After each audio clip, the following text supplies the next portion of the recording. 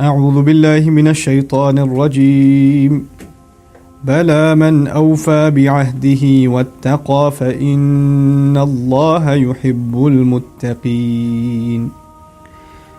الحمد لله رب العالمين والصلاة والسلام على أشرف الأنبياء والمرسلين وعلى آله وصحبه ومن استنى بسنته إلى يوم الدين.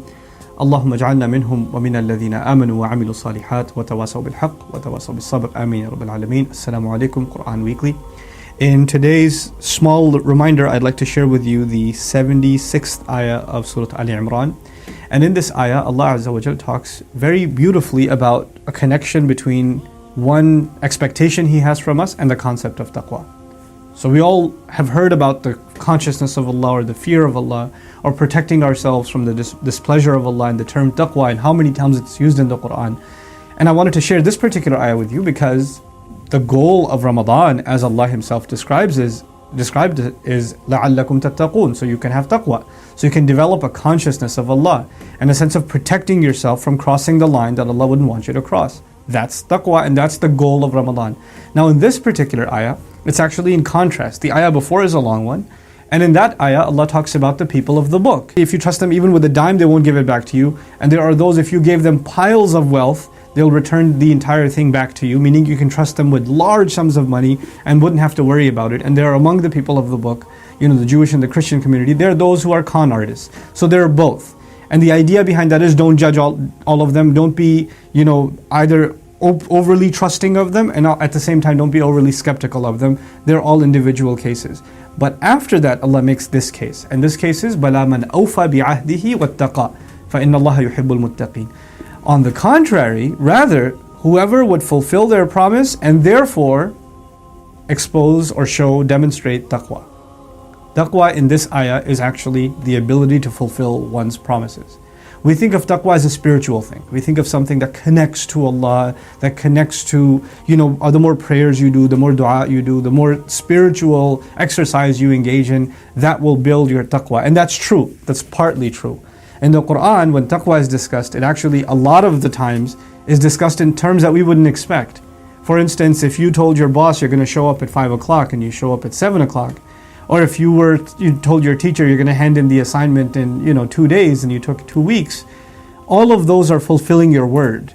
Small or big manifestations. Remember the previous ayah was about either a dime or a pile of wealth. Right? So small or big. And this ayah is not about the people of the book anymore, because it's بَلَا مَنْ أَوْفَى وَاتَّقَى. Whoever would fulfill their promise and therefore demonstrate taqwa. The waw here is waw al-bayaniya, what's called a waw of clarification. Here's how you put that simply.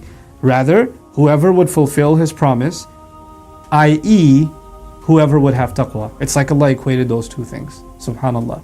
You can find people today that may think taqwa lies in appearance, or may emphasize the outwardly, some of the ritual aspects of Islam, at the expense of the moral, and at the expense of their dealings with people.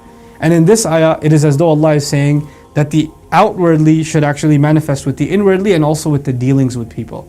That our dealings with people have to be right. So this is the month that you and I have to fix our relationships with people and fulfill the obligations we've made. Now there are two kinds of obligations, very briefly. Obligations that are on paper or contractual, where you actually owe someone something, or verbal, right? That's one kind, where you physically made an agreement. But then there are relationships, and each relationship is a kind of agreement too. In other words, my relationship with my parents is a type of agreement. My relationship with my spouse or my kids, or even my neighbor, these are all a kind of unwritten, unspoken, kinds of agreements in which you owe something to them and they owe something to you. In light of this ayah, part of my taqwa is to do my proper diligence towards my children, towards my spouse, towards my parents, towards my friends, towards other people. And so I pray that we're able to really get the benefit of taqwa in this month, and by doing so, and part of doing so is that we're able to fix our relationships with people by fulfilling what we owe them, by not shortchanging what we owe them, whether it's in terms of time, or it's in terms of money, or it's in terms of any favor they may have asked of us and we promised them to fulfill, or anything else, that any expectation they have of us that is rightfully expected from us and we haven't been doing so far. So I pray that we're able to become better in those fronts, and as a result of that, we're able to get more and more of a taqwa of Allah, because at the end of this Allah says, فَإِنَّ اللَّهَ يُحِبُّ الْمُتَّقِينَ. No doubt about it, then in fact Allah loves the people who show taqwa. In other words, Allah loves this effort that you and I are going to make. Barakallahu li wa lakum. Wassalamu alaikum wa rahmatullahi wa barakatuh.